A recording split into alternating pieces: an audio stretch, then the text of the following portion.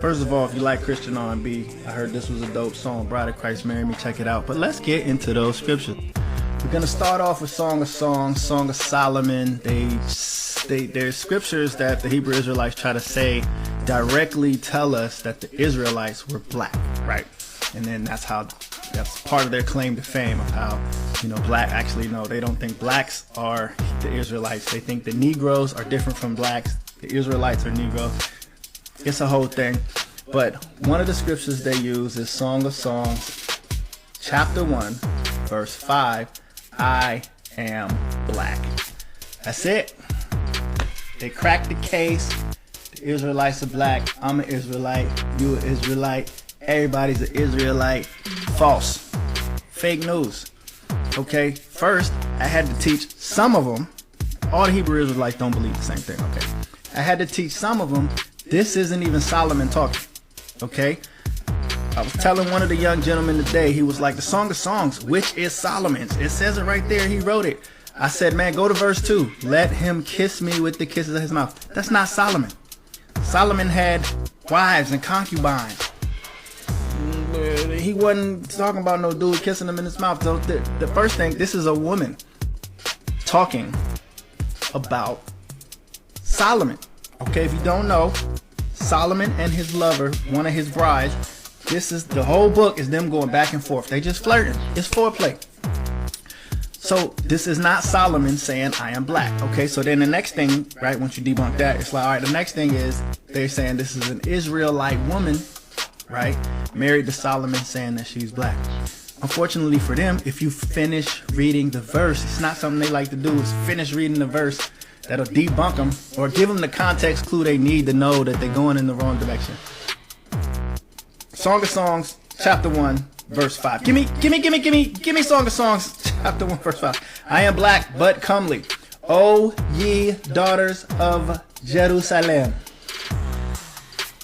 This is a black woman, likely a Hamite, an African, saying, I'm black, but I'm beautiful. Now, I don't know if this is an accurate translation, and it says, but it could be like, I am black and beautiful. She just, the black girl magic. If it's, I'm black, but comely, it could be a hint of some racism going on. And because she's talking to the Israelite woman. This is a black woman talking to the Israelite woman, right? So Solomon, rocking with his sister, they probably jealous. You know what I mean? So she's like, oh, listen, I'm black, but I'm beautiful. Daughters of Jerusalem.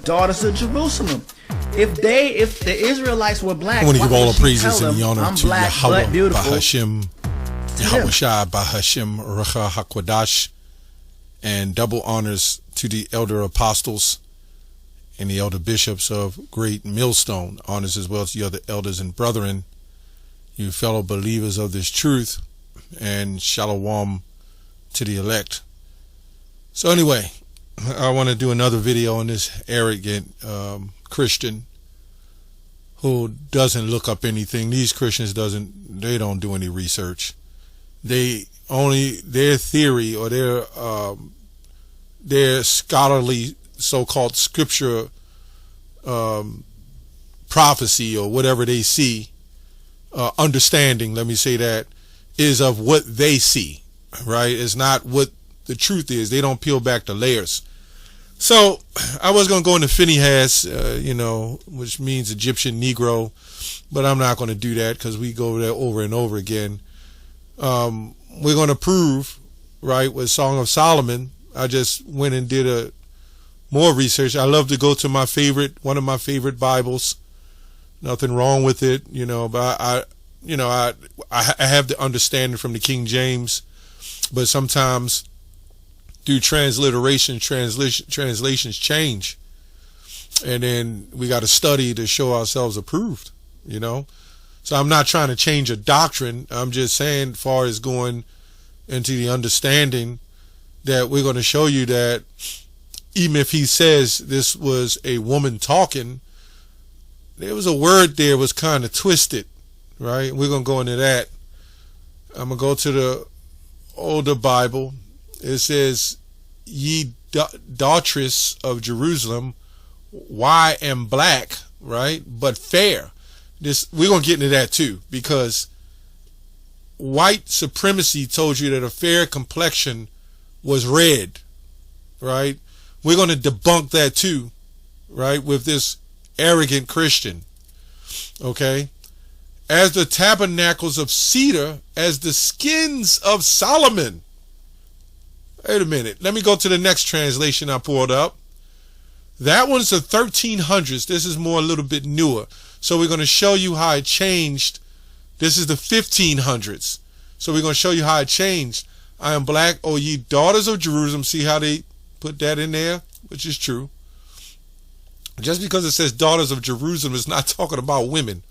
It's not always talking about women. Let me say that. It's like as the tents of Kedarians and as the hinges of Solomon, right? Which when you go into the Old English, their hangings or hinges, it was of the skin, right? And then just real quick, I went into different sources. Some don't even know. You can Google it. They don't even know what that means, right? They just lost, right? I Googled it. They just come up with their interpretation. A group of women in the city of Jerusalem, right? So I went here, and it says skins actually means plural skin. A skin of the outer layer of body or the portion of it. So when it was spoken, like later on in the translations in the 1500, and it says the hinges or the hangings of Solomon, that's what I meant to say, the hangings of Solomon, right? They literally translated to the tent, right? Or curtain, let me say that. Covering, which Solomon's skin was dark. Anyway, let's go here. Job 30:30. My skin is black upon me, and my bones are burned with heat. I never seen anybody white turn black. I just wanted to bring that out just for the truth of it. But what I want to go into is this scripture they pull. 1 Samuel 17:42. Right? 1 Samuel 17:42. And when the Philistines looked about and saw David, he disdained him, for he was but a youth, ruddy and of fair countenance. But wait a minute. When we go back here, it says here, why I am black but fair. But fair. They know this. Being ruddy is being dark. That's fair. When you're well melanated, it's fair complexion. But of course, white racism, Christian racism, and these black Christians are for Christian racism, right? You got to let them love their Jesus and kiss their white Jesus feet and suck their toes, as far as I'm concerned. His toes, right? Why am black but fair? When I saw that, I remembered back here when it came to 1 Samuel 17:42. Oh, but there's more. He was but a ruddy and fair countenance. See right here, it says ruddy. Really, ruddy was another translation. I think I was doing some research off of ruddy, off of bloody, and then they made it red. Somehow they converted over to bloody, and then they associated bloody with red. I don't know. Another translation. See, through the time of Old English translate from Hebrew, Greek, Old English translations to the 1500s, with when they couldn't even, Martin Luther and was it Erasmus, a few of them, they had trouble. They had to go to school to learn the Latin, because a lot of it came out of Latin, and they had to translate it to the what you call the Old English, you know. And over the time, this is why translations, you'll see a word with a translation and it'll have 15 different definitions, right? Then it goes on to say, it says here, okay, ruddy, handsome in appearance, ruddy, handsome in appearance. Now, when you go to Genesis 2, Genesis 20, was it? Genesis 25:25, the first came out red all over, like a hairy garment, right? And no, he wasn't hairy. It was just saying like a hairy garment, but it said red all over, and it didn't say ruddy in there. Again, this is why transliterations and understanding the translation in the proper context is very important, right? He was healthy. He was healthy and handsome, right? Healthy and handsome. He's a good-looking boy. You know, that's why I go all around the world. And this man don't understand race is not skin color, technically. We have a unique form of melanization, right? Here we go. The International ISV. See, some of these scholars, they really looking at this stuff, right?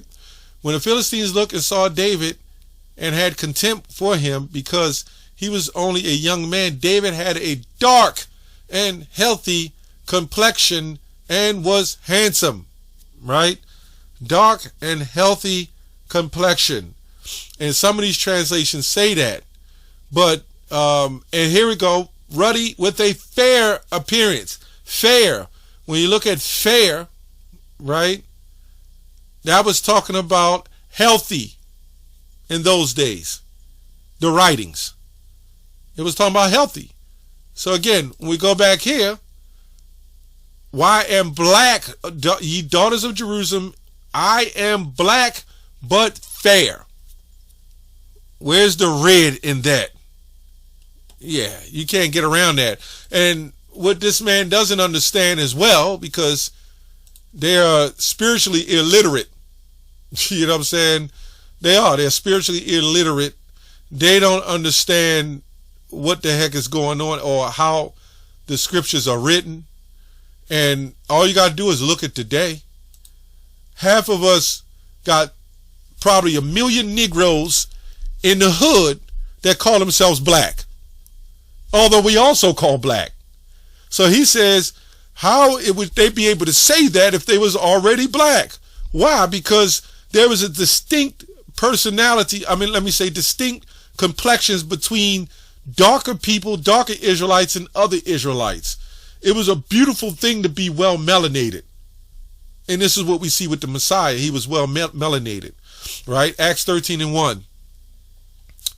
Now there were in the church that was at Antioch certain prophets and teachers, and Barnabas, as Barnabas and Simeon, that was called Niger, right? That was called Niger. Yep, that was called Niger. Let's go to some blue letter. Let's go to some blue letter and see what it has to say. Right, Acts 13:1. Here we go. Let's see what it has to say. Acts 13:1. That was called Niger. Let's see. Strong's G 3526. Niger. Let's hear that again. Strong's G 3526. Niger. Look right here. And you can Google this too. It tells you that he was an Israelite, the prophet Simeon, which we know that. If you have any kind of understanding or smartness, well, let me say understanding, you would know that. This is right here, Niger. Remember that southern, the accent, Niger, right? I had one of them Elamites call me that when he got mad at me. He said, "You effing," and then he quoted that, right? They will do that. It says of Latin origin, Latin, which means black, a Christian, black Christian. By the way, nothing like the black Christians you see today, for real. See, when you look at the word Christian, it just means anointed. First of all, that word is also placed there because that word comes from Christ, right? And we don't call on Christ. That image of Christ, and these Christians, how phony they are. They'll say, yeah, it was already Christians before the transatlantic slave trade. Well, why did those Jesuits go over there and do what they do if they were fellow Christians? Yeah, these white Christians went over there and did some damage to regular black Christians because they hated, which were Israelites. Let me say that. They were Israelites who were in different practices of religion. But so was the Renaissance. So was those freaks in the Renaissance. So you can have your Jesus.